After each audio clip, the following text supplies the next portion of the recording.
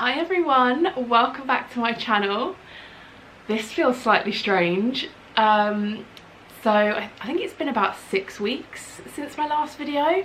And to be honest, I didn't intend for it to be as long as that.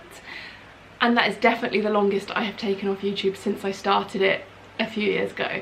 So yeah, it feels good to be back. And the reason that it's taken me so long to come back, one is because the little man decided he was very comfortable where he was and I went overdue, which I will talk about.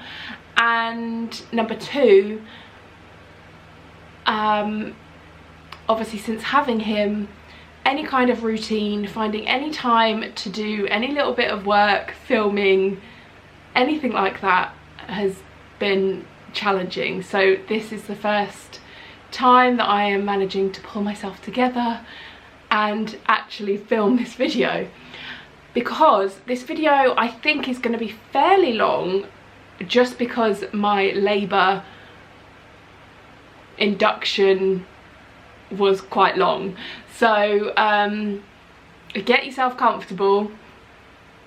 I've got notes on my phone that I was kind of making as I was going through the whole induction labour process, so that I didn't forget the main points. So this is going to be telling you finally about my birth story, how my son came into this world, when he came into this world, and I will introduce you to him as well in this video. So thank you for being so patient with me. I hope you enjoy this video. This is a positive story, I would say.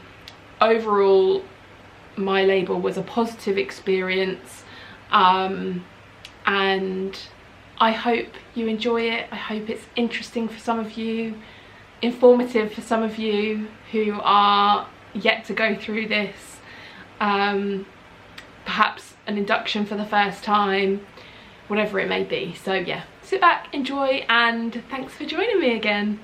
Okay, so I will start my due date. My due date was the 10th of August 2023. That came and went. And at that point I was told by my midwife that they were going to book me in for an induction at my 41-week point, which was the 17th of August. It was a Thursday I was booked in for my induction. So they also on my due date offered me a stretch and sweep, which I turned down just because I read up on it and I did see that a stretch and sweep, although it can encourage labour to come on, it also, I read that it can kind of make it a slow process, and I basically wanted to see if my body would do it on its own. As it turns out, it didn't. But that was my decision that I made on my due date. I just wanted to give my body a little bit longer to do its thing, see if he wanted to make his own appearance of his own accord. But yeah, so that was my first decision pretty much that I made with regards to my labour. So Thursday the 17th of August came around and I had a phone call from the hospital saying because I was still classed as low risk, and they had other people that had gone into labour naturally, they had other inductions that were higher priority than me, my induction was being delayed until Friday the 18th. So Friday the 18th of August came along and I was called to come in at 2 o'clock in the afternoon, and a wasp has just flown in the bedroom. Anyway, let's carry on. Now, when this happened, I called my mum and dad, and they came down because obviously we've got Arnie, he needed looking after, and we didn't know how long I was going to be in hospital for, as I know that inductions can be quite a long process. So they came down for Arnie, I went into hospital. They actually came down Friday evening, so Arnie was on his own for a few hours. They came down Friday evening, me and Cole went into hospital for 2 o'clock, and I was given the balloon. That was the first thing that they were going to do to see if it could dilate me. It's the most low risk place to start, I was told, so that's where we started. Before they actually inserted the balloon, they did do an examination of me to see if I was dilated at all, and perhaps enough to break my waters without any intervention. Unfortunately, I wasn't. My cervix was open a little bit, but just not enough to break my waters. When they did this examination, they also said that my cervix was quite posterior, it's quite far back. As a result, this examination, I'm not gonna lie, was quite painful and uncomfortable, and it was a bit of a reality check, or baptism of fire. I was literally in the hospital, went in for my examination thinking, oh, it'll be like a smear and it'll be fine. Oh my goodness, because my cervix was so far back, she had to like rummage. I feel like they gave me the gas and air and I had it in my hand, but because obviously that was the first time I've ever used it, well, I didn't actually use it, I was just gripping it. I was totally not using it as, you know, like breathing in the gas and air. I was literally using it as like a stress ball, like squeezing the handle. Yeah, that was, I'm not gonna lie, it was quite painful, uncomfortable. The room was really hot as well. I felt a little bit faint when I stood up after it. The actual insertion of the balloon wasn't that bad, it was just the examination beforehand because my cervix was so posterior. Yeah, it was uncomfortable, but I feel like after that every examination I had was nowhere near as bad, so in a way I suppose it was quite good that it was like the first one was the worst and then every one after that, although I then got nervous for every examination, none of them were as bad as that one. So the balloon was fitted and I was told that the balloon would have to be in for 24 hours unless it fell out by itself, to allow it to hopefully dilate me. I had to be dilated at least 2 centimeters for them to be able to break my waters. So we just had to wait then for 24 hours. We were in hospital, we were on the induction ward, so you share a room with other people.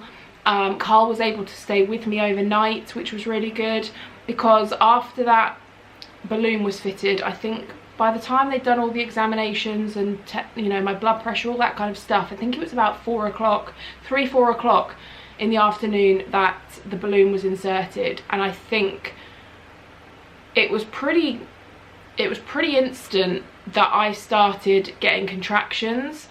And with those contractions I was being sick quite a lot. I think I was sick about 4 or 5 times. My contractions just seemed to come out of nowhere, so I was breathing through them and it was okay. I was sat on a chair, and I've got a couple of pictures when I started getting them. Then I ended up laying down on my side on the bed because I found that's how I was most comfortable. But the sickness was, yeah, it was quite bad, and I felt terrible because I was sharing a room with other people. I think by this point it was about dinner time and the couple next to us had been in there a few days already. I saw the guy walking past with like polystyrene containers. He's obviously got like Deliveroo or something to the hospital, and they were having their dinner and I was there next to them throwing up quite violently. So I felt bad. The first couple of times I was sick, and then I think I forgot about it because I was all consumed with what was going on with me.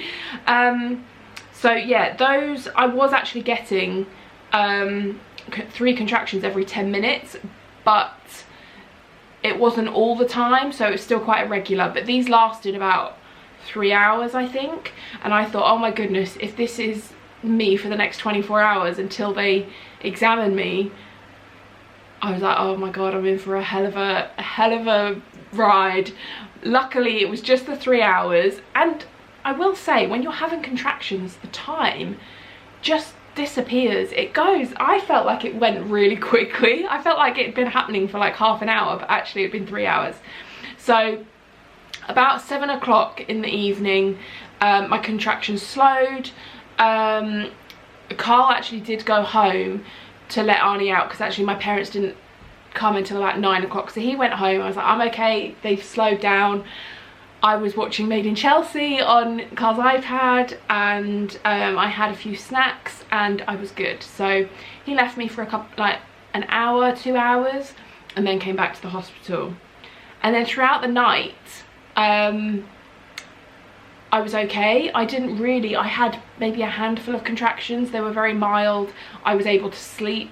Luckily, I did take in my own pillow for the duration of my labour, and that was really good because I was able to then give Carl one of the hospital pillows that he could sleep on the reclining chair. So he got some sleep as well. Definitely taking your own pillow, because the hospital pillows are not very nice. The actual pillow itself inside the pillowcase is like plastic. It's not nice.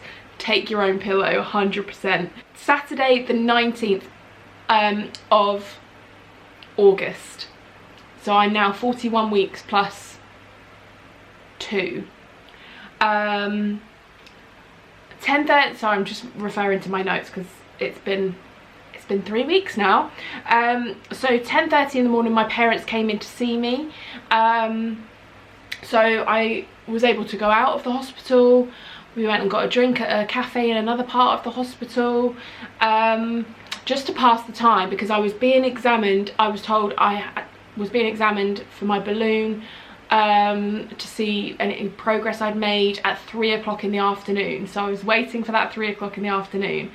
And I was told that once I was examined, if I was 2 centimetres dilated, I could then go on the waiting list to have my waters broken. Now, I don't know if this is the same in every hospital, but I had my baby in Royal Berkshire Hospital, and this particular week, they say August is always a very busy time for women having babies, and they were having a particularly busy couple of weeks, so that's why there was a waiting list, because obviously if somebody came in more higher priority than me, they would go in front. So I was just holding out that I was able to go on the waiting list. They did say that I would be able to go home if I was then on the waiting list, so I was just holding out hope that I was 2 centimetres dilated at 3 o'clock when they checked my balloon progress. It didn't fall out by itself. So 3 o'clock came round, I was examined, they took my balloon out. They took my balloon out, then I had half an hour to go walk around, let everything relax, and then I came back to be examined. So we went outside, went for a bit of a walk. I had my assessment at 4 o'clock. I used the gas and air this time because I was like, I need to use this time after the first examination I had. And I think I let out a little cheer because the lady said, you are 2 to 3 centimetres dilated. So I could be put on the waiting list for my waters to be broken, but I was told it could be between 12 and 24 hours to actually go and have my waters broken. So I said, I'd like to go home then. If it's going to be 24 hours, I want to go home. It was the evening. I thought I can go home, have a nice home-cooked meal, spend a bit of time with my parents as they were at my house, have a good night's sleep in my own bed, ready for my waters to be broken the next day. So that's exactly what we did. Had a great night's sleep in my own bed. I woke up quite early, maybe like 6:30.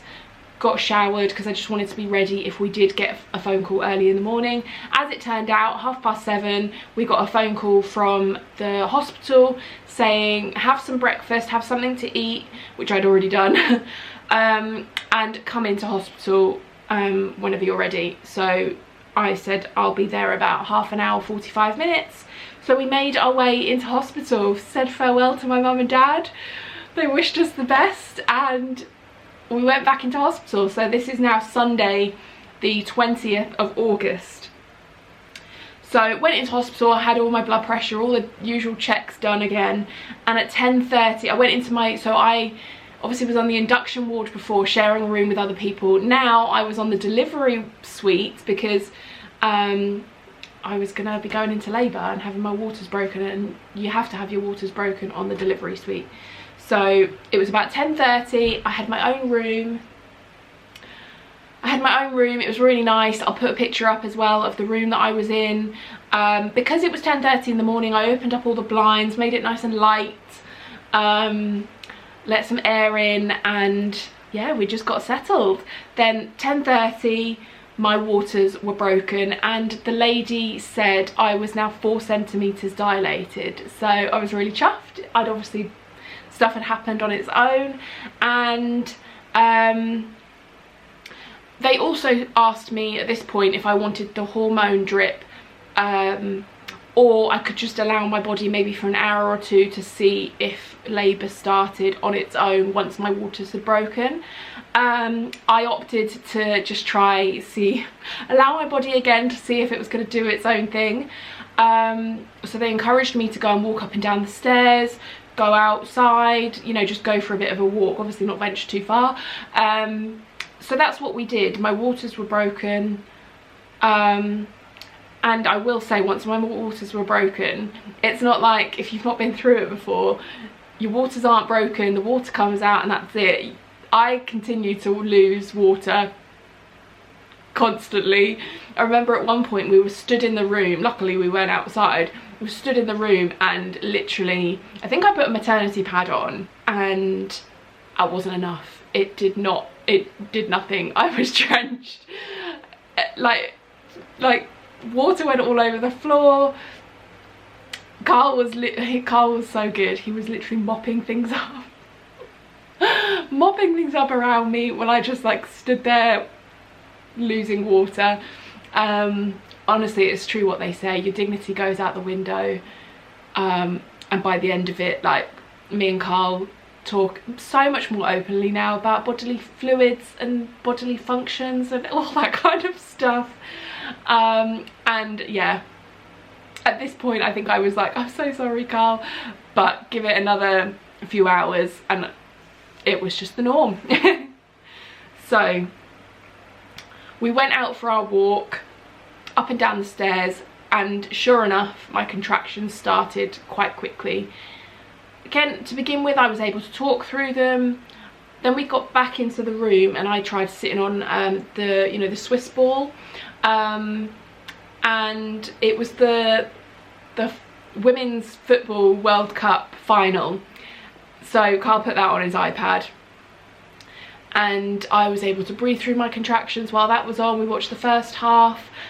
By the second half, I think by half time, my contractions were a lot stronger. I was feeling them in my lower stomach and the tops of my legs. So even like standing, I started to stand because sitting on the ball wasn't comfortable. I started to stand and lean over the armchair that was in our room. And very quickly, my legs felt like they were starting to give way beneath me. So again, because of when I was having the contractions on the Friday, laying on my side on the bed was quite comfortable. I did that. I laid on my side on the bed with my face in my pillow and using gas and air. So yeah, they ramped up pretty quick, and I didn't see the second half of the World Cup final. I don't think it was until later that I actually was like, who won? So yeah, we didn't see the end of it. They offered me some more pain relief.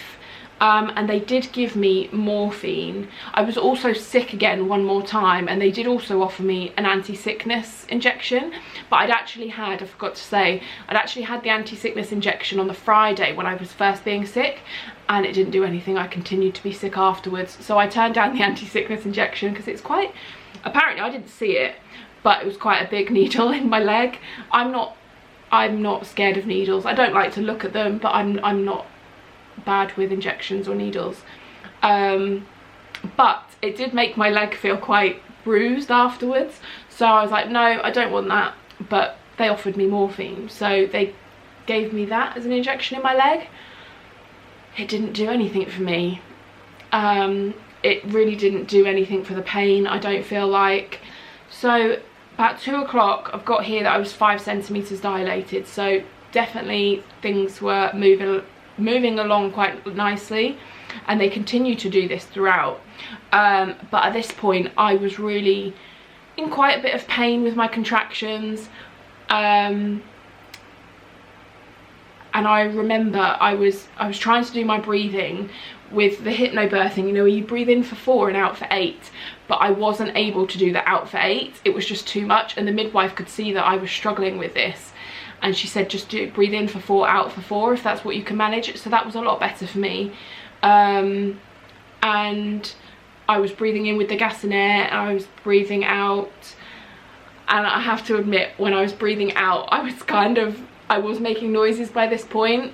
I know they say you start mooing, but I was more like, I wasn't crying, but I was like breathing in for 4, and then on my out I was kind of like, ooh, like this, but I wasn't crying, there was no tears, but I was making like crying noises, and it's just how I ended up coping, I suppose. So yeah, at no point did I wasn't screaming or anything like that. Like it was just my way of coping.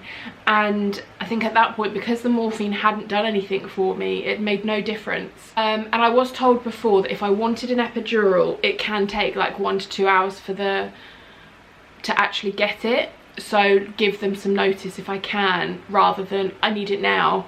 So at this point I thought, the morphine's not worked, it's not made any difference to my pain.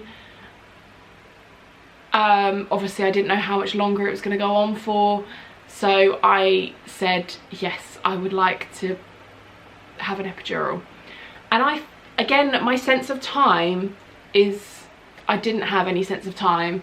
I literally felt like it was very quick when the anaesthetist, from when I said yes I'd like an epidural, and I felt like she was then stood in front of me, giving me all the, you know, the risks and all of that kind of safety information, I suppose, like stood in front of me. Yeah,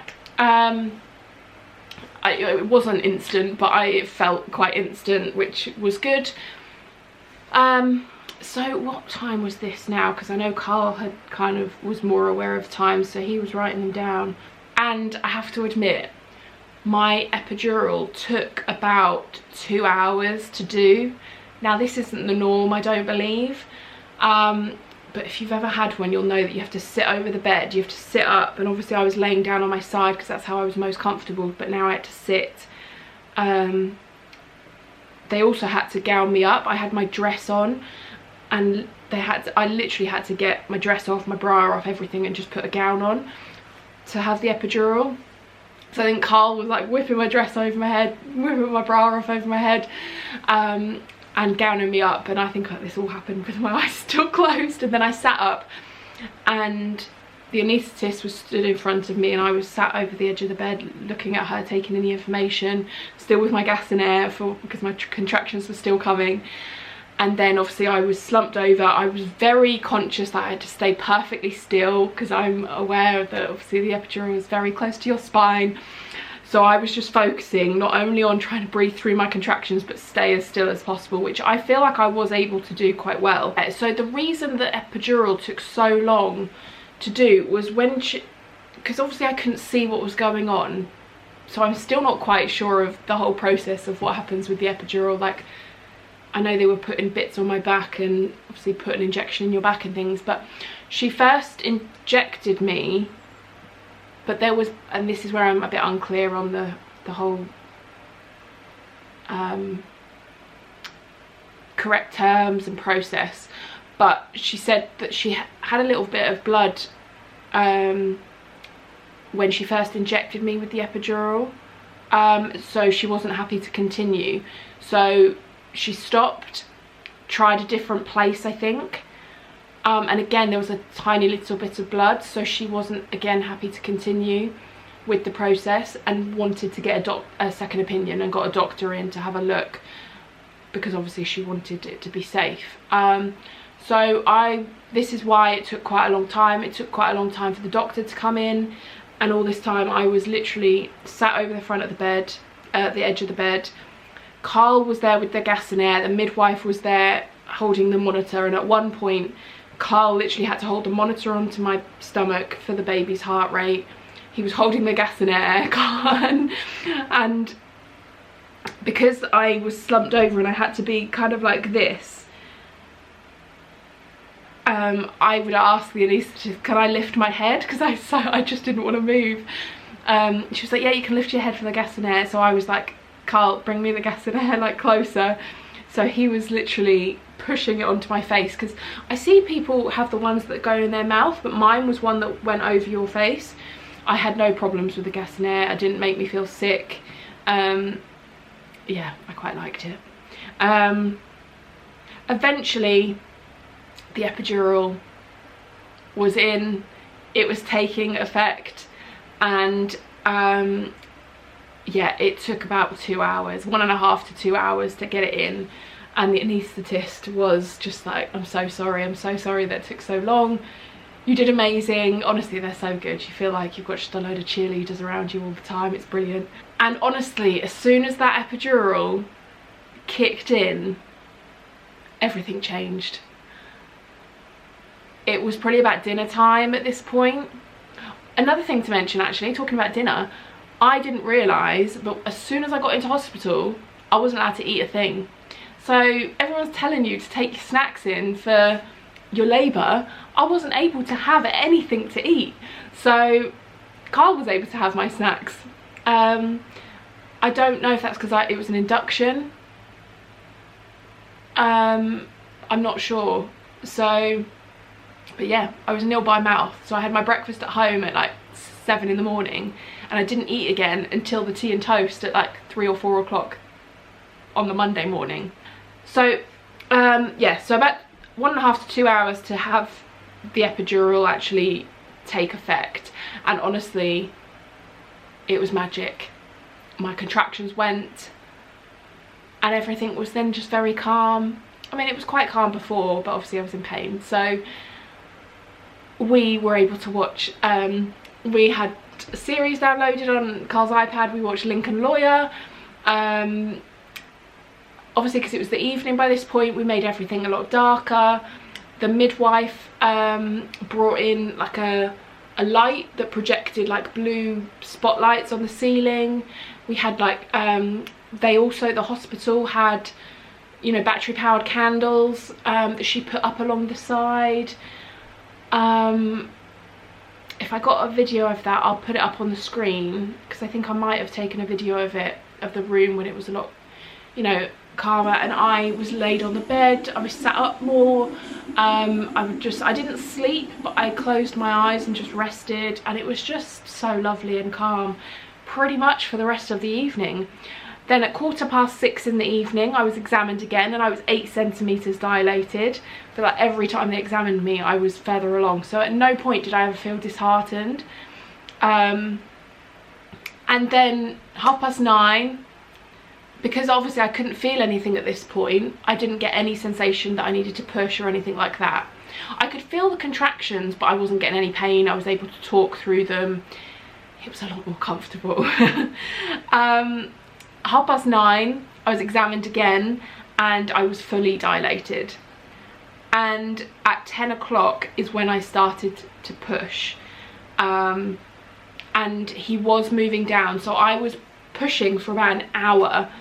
And then at this point, at the hour point, my midwife said that he was at a 90, he was facing to the side, so he needed to turn 90 degrees. So then another anaesthetist came in at this point and gave me my options. She said I could either keep pushing for another half hour, and hopefully he turns on his own, or I could go to theatre. They could try and turn him themselves with forceps, and I could then try and push him out in theatre. So, and obviously with the forceps they would do an episiotomy where they would cut me, try and turn him, and then I would try and push him out. At this point I felt uncertain of what to do, so the anaesthetist, I think, could see that on me, on my face, and she says, I'll give you a few minutes to discuss it. The midwife and the anaesthetist went out. Me and Carl had a bit of a discussion. I basically didn't want to push him, keep trying to push him, not turn, and then have to go for a cesarean or something. So we decided that I was going to go to theatre, see if they could turn him, and then continue to try and push him out. So that's what we did. They pushed me then down to theatre, and they also gave me a stronger painkiller in my like epidural. again, I don't know the technical terms, if it's called something different, but at this point, whereas I could feel my legs before, I was able to lift my legs up, I could feel the contractions but just not pain. I now in theatre could not feel anything. I couldn't feel my legs, and they tested you, you know, they sprayed cold spray on you to see what you could feel, and yeah, I couldn't feel my legs at all. I couldn't lift my legs then went up in the stirrups, and I didn't feel the episiotomy, I didn't feel the forceps, I didn't feel anything. So I was being guided at this point very much by the midwife, and I don't know if it was because of the theatre setting that made me a bit more nervous, because the bright lights beaming right in my face, people, lots of people everywhere. Obviously Carl had to put scrubs on, we had to put our hair nets on, so it was much more of a serious environment, but my contractions like slowed right down and were very, very short. So the midwife was like rubbing my belly trying to get things going, and she would tell me when I had a contraction, she said, you've got a very small contraction now, and basically they told me the forceps, they had managed to successfully turn him, and then I was just trying to push him out at this point, because my contractions were so short and not very strong.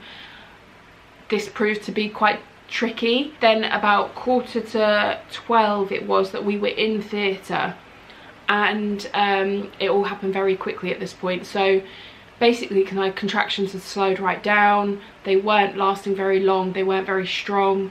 I was pushing as much as I could when the midwife told me to push, and then it's a bit of a blur at this point, but a guy, because obviously I had my legs up in the stirrups and I could see the doctor, anaesthetist, whoever he was, basically sat between my legs. He kind of appeared out of nowhere. I had an anaesthetist by my head, like I had Carl to my right, the anaesthetist, a male anaesthetist by my head, who was really lovely. I think his name was Andy, he was really lovely. My midwife to my left, other people around, and then all of a sudden this guy was, I don't know his name, but he basically said that I had, and this is pretty much what he said to me, he said, you have one more contraction to try and get this baby out, otherwise we're going to have to do a cesarean.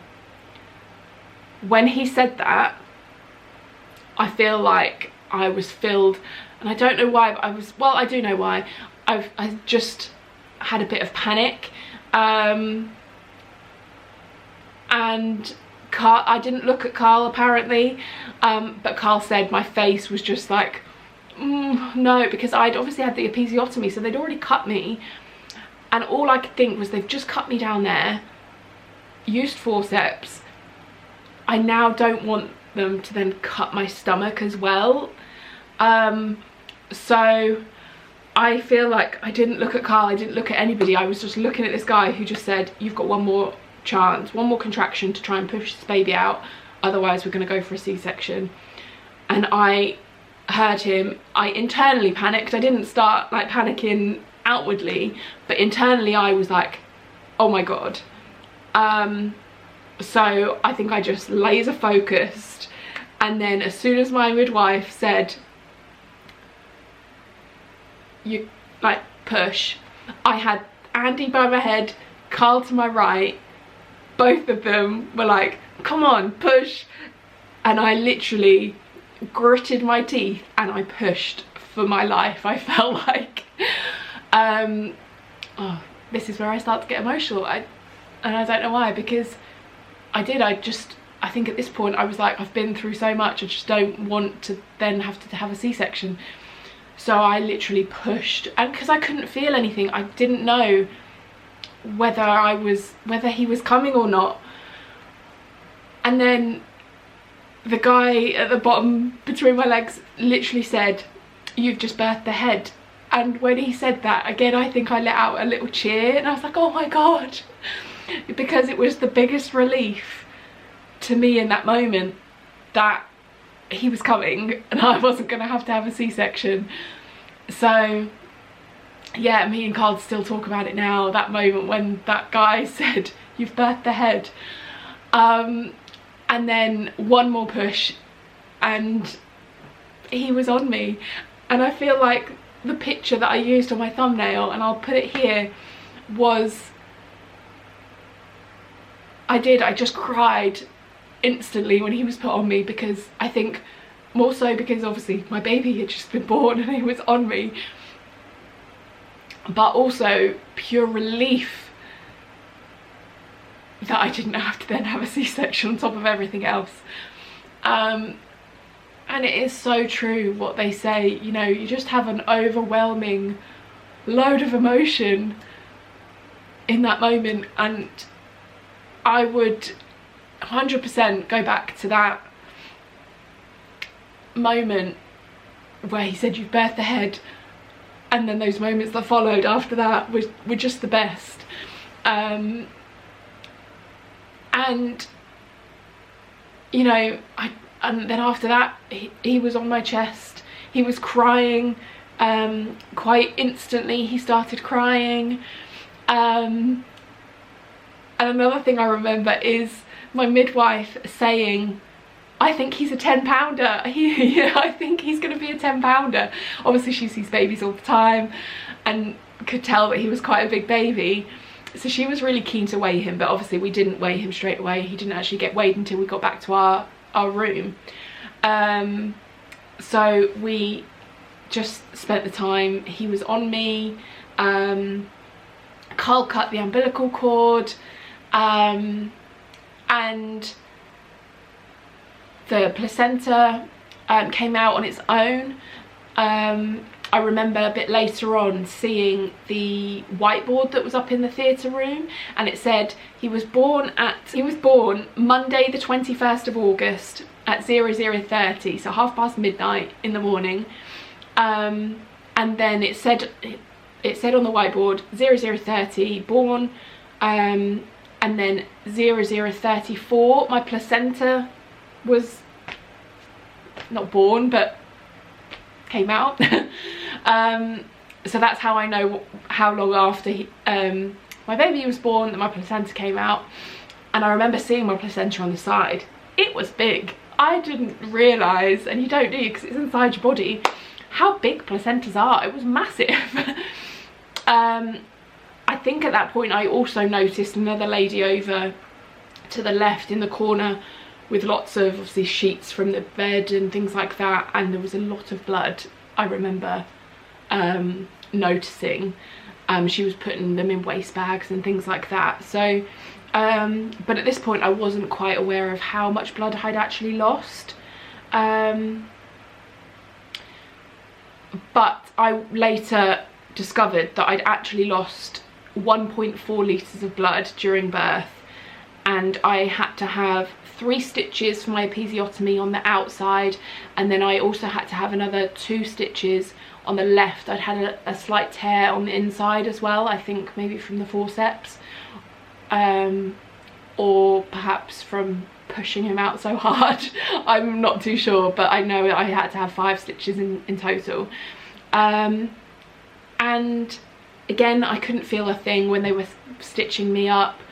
I couldn't feel the placenta coming out. I couldn't feel anything. I was just all consumed with my baby on me, my husband to my right, and just in our own little bubble for that time. I couldn't even tell you how long we were in theatre for after that. It was probably a good hour. And everything else just, yeah, there were lots of people down that end at this point obviously sorting me out, but my legs were still up like this, and you literally just don't even care. Like I don't even know how many people were down there, and I wasn't even thinking about it. My baby was here, my husband was there, and we were just crying and just looking at him and seeing how perfect he was. they put a little red hat on him, and I didn't realise this, but the hats have meaning, like different colours have different meanings, and the red hat was because forceps have been used. So I suppose that everybody knows like how, you know, to be aware of the birth that's happened. I don't know, but yeah, so that's why he had the little red hat on. It was put on him by the midwife. And I thought when he first came out that he had red hair, but I think it was just the blood on the hair that he had. And I was also very surprised to see that he even had any hair. I know I was bald, I think Carl was bald when he was born, so to have a little bit of hair I was quite surprised to see, although I did have a little bit of heartburn. I didn't have loads, so I suppose that makes sense. And that's kind of where my notes stop. So after a little bit of time we were wheeled back to our room. He was weighed, he was £9.6, so not quite £10 that the midwife thought, but still a right chunk. And we had our tea and toast, and then Carl was able to stay with me until I was taken to, I suppose, the recovery ward. I'm not really sure what they call it, but I think it was about 7-8 o'clock in the morning then that we were wheeled to the other ward where you basically recover with your baby.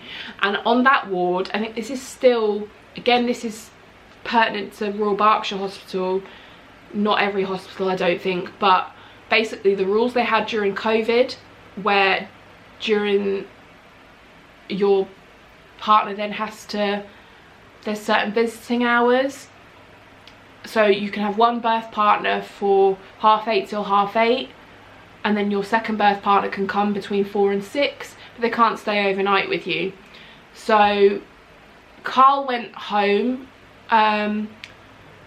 to get showered, sort himself out, have a few hours sleep, because neither of us had slept on the Sunday night, Monday morning. So he went home, and then my mum came over to the hospital at 8:30 in the morning because she was my second birth partner. So she came and spent the day with me on the Monday. Now, I feel like before I gave birth, everything is fixated on what you need for the labour, what you need for hospital, a few things that you need after, but I completely underestimated recovery, and I was just very keen at this point to have a shower because I could still feel like bodily fluids coming out. I also had a catheter fitted for my urine obviously to pass, and I couldn't stand up and walk around until I'd had that catheter removed, and I think it was for the feeling to come back in my legs and all that kind of thing as well. So it wasn't until about midday on the Monday that I had the catheter removed and I was actually able to get up and walk around. The first thing I wanted to do was have a shower because I felt gross, and that is the first thing I wanted to do. And what I did, so I got up and I walked to the shower room, and it was probably about 20 meters away from where my bed space was. My mum said, "Do you want me to come with you?" I was like, "No, I'm fine, I can feel my legs fine, I'm okay." I walked there, I was like, I washed my hair, I'm gonna wash my hair, I'm gonna wash my body, I'm gonna just clean and feel better. So my mum had the baby, I walked off to the shower room, and I got undressed, I got in the shower, started washing my hair, and very quickly I realised I was not okay. I felt very lightheaded, I felt like I was going to faint at any second, my vision was blurry. I remember clocking where the pull cord was, the emergency pull cord if you needed assistance, because I thought I might have to pull it. And I remember thinking, oh my gosh, I'm going to pull this cord, they're going to come in, they're going to see me naked on the floor in a pool of my own blood, because I was still bleeding at this point. And oh my god, what a sight. Luckily there was a little chair in there that I could sit on to shower, which I did, which kind of saved me, I think. And then just moving around trying to get dressed, I didn't even brush my hair, tied it in a bun on my head. because I was keen to get back to my bed space and sit down. I did manage to get back there without having to pull the cord, and I then realised that actually this was going to be a process. My mum, bless her, she brushed my hair, she was really looking after me and the baby, and my mum even changed his first nappies because I was just, yeah, I was just in such a state really, and yeah, I was grateful to have her. I think during that Monday then I was obviously seen by doctors, midwives, and they then told me again how much blood I'd lost, that they wanted to give me a blood transfusion. My hemoglobin levels should have been 110, they were 83, so they weren't happy, so I was going to have to stay in hospital for another night. And I think after how I felt going to the shower, I was like, yeah, that's fine, I need to stay in another night, I'm not okay, I need to, yeah. So I had the blood transfusion on the Monday, I stayed in overnight, obviously everyone had to go home, and I think I got a couple of hours sleep, but with hospitals, whenever you get to sleep, there's somebody that wants to come around and take your blood pressure or check your temperature or, you know, something. And I remember getting to sleep, and I'd been asleep half an hour and they came around to check my blood pressure, and yeah, so I didn't sleep very well. The baby was crying, and yeah, didn't get much sleep at all. The next morning, Tuesday morning, Carl came back, and Carl had been in on the Monday evening between 4 and 6 as well, came back to see us, but then he came for the Tuesday. Tuesday came, my hemoglobin levels were checked again after my blood transfusion. They'd gone up to 86, so the doctor was not happy. They also examined me again internally because they wanted to check that I wasn't having any clots, or I wasn't, there was no other issues going on. He was pleased to see that there wasn't any, but they then wanted to give me an iron transfusion, which at this point, and they wanted me to stay in until the Wednesday. At this point I'd had enough. I felt a lot better on the Tuesday as well. I didn't feel as lightheaded. I felt so much better. And I made the decision not to have the iron transfusion, and they said they could give me a prescription instead, because I just felt at this point I needed to get home. I wasn't able to sleep properly in the hospital for the reasons that I've mentioned. The food's not great in hospital. And I just felt like I would recover then better at home with the support of Carl being able to help me at night with the baby, being able to sleep better, being able to eat better. So I declined the iron transfusion. The doctor wasn't happy, so I had to discharge. I discharged myself, and we left the hospital at 9 o'clock at night on the Tuesday. Another reason that I was keen to get home, not just to help because I thought it would be better for my recovery to be at home, but something that I haven't mentioned that happened before I gave birth, before this whole story. Sadly, my granddad, my dad's dad, who has featured on my channel multiple times,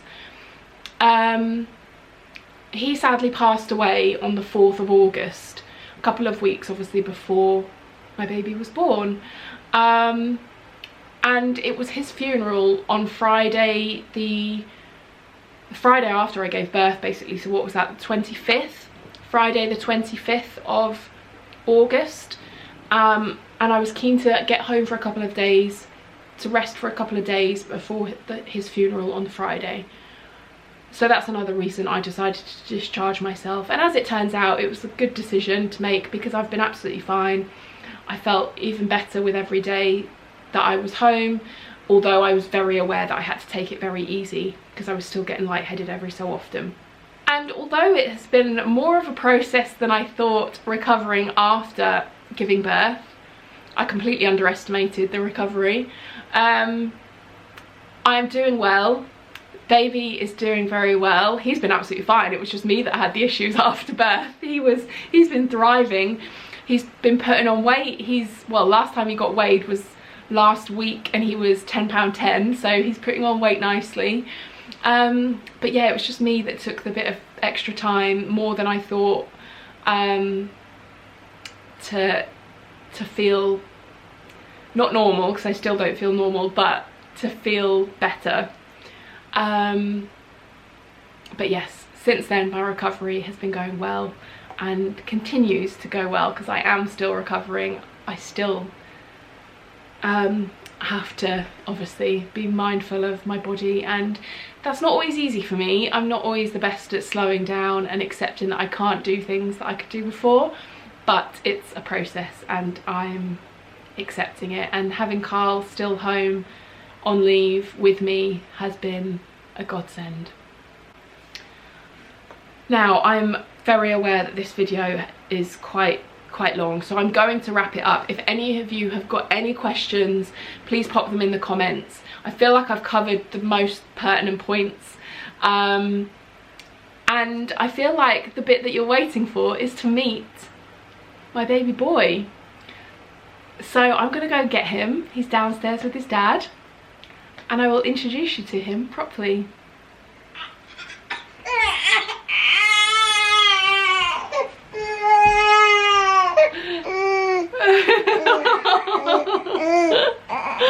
Oh, you're not meant to cry. Oh, has he been asleep? Yeah. Oh, sorry. I'm sorry. But people are keen to meet you. Can't see you properly. I will put some little clips on the screen so you can see his gorgeous little face properly, because he's a little bit grouchy. Do you want me to bring the bottle up? Yeah, please. Oh. Hello. Oh, you're grabbing mummy's hair. So, this is George Charles Gledhill. That is the first time I've actually said his middle name. George is the only name we really sort of gravitated to and that stuck throughout my pregnancy. And Charles as his middle name was quite a last minute decision, and we love it because Charles was my granddad's first name, and seeing as obviously we lost my granddad and gained this one in the same month. Hey. Oh. We thought it'd be a nice nod to my granddad, who sadly didn't get to meet George. So yes, his name is George Charles Gledhill. Oi. And for those of you that don't know, my married name is actually Gledhill. I use Jordan, which is my maiden name, still for all my work businesses. So yeah, my legal name is Gledhill. I think this is how things are going to go now with the videos. He's not always going to be in the best of moods. He's happy now because he's getting some milk. I am combi feeding. I'm doing a bit of breastfeeding and a bit of formula, so that's working quite well for us at the moment. Keep quite quiet now. Typical. George, you need to get used to the camera.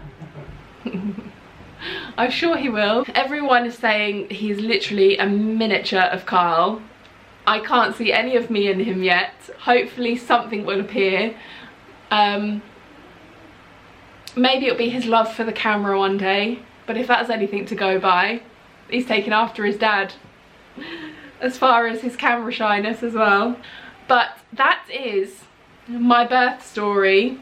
I'd say in a nutshell. It's not. That was quite a long story, but I was in hospital from Friday, obviously with a little visit home on the Saturday night, I was in hospital from Friday to Tuesday evening, so yeah, there's quite a lot to tell you about in that time. So that is my birth story. And now when I look back, although it was a long process and not the easiest recovery for me personally, I still look back on my labour, my birth story, and I look back on it fondly, and I do see it as a positive experience. I think it stood me in good stead, me and Carl in good stead, approaching it with the attitude of let's just take it one step at a time, which I feel like we did. So at no point did we get stressed, did we get agitated with it taking so long. The only time that I did feel like I'd had enough and I just wanted to get home was on that Tuesday. But throughout the actual giving birth part and even the Monday, I was just taking it in my stride. So if I had any advice for any mums to be out there, you're about to give birth for the first time or second or whatever, obviously, I would say, yeah, or you're about to be induced for the first time, just take it in your stride, take each moment as it comes, try not to look too far ahead, and yeah, and you'll do great. And look after yourself afterwards. Yeah, I'm really grateful for all the lovely comments on my posts that I've shared of him over on Instagram, and thank you for all the well wishes, everybody asking me if I'm okay. And I'm just sorry it's taken me so long to bring this video, but going forward, I'm not going to say I'm going to be posting a video regularly every Sunday, but I'm going to do my best going forward from now. But if there isn't one on a Sunday, just know it's because it's been a busy, hectic week with a newborn, which we are still trying to navigate, and we definitely don't have a routine down yet. We're all doing well. Me and Carl are just smitten with him. He's the most perfect little boy. He's gorgeous. We look at him all the time and think, oh my gosh, I can't believe we made him, and I'm gonna get tearful again. But it is just incredible. And I remember watching videos like this before I was even pregnant, of people who used to gush over their babies, and I think, oh, you know, but you genuinely, you kind of have to experience it to really relate, I think, because I never understood it before, but now I do. So yeah, thank you so much again for all the love and support, and for sticking with me whilst I've had a bit of time off, and I look forward to sharing this journey more with you as the weeks and months go on. Now I've been through it, an induction, hopefully I can help ease somebody else's anxiety or worries that maybe is going to be going through a similar process to me, because before I went through it, induction wouldn't have been my ideal.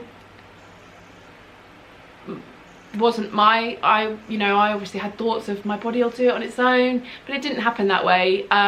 But it was still a very positive experience, so don't worry yourself, and it's still beautiful however you bring your baby into the world. I'm gonna love you and leave you, get back to my crying baby, and I'll see you in the next video. Bye.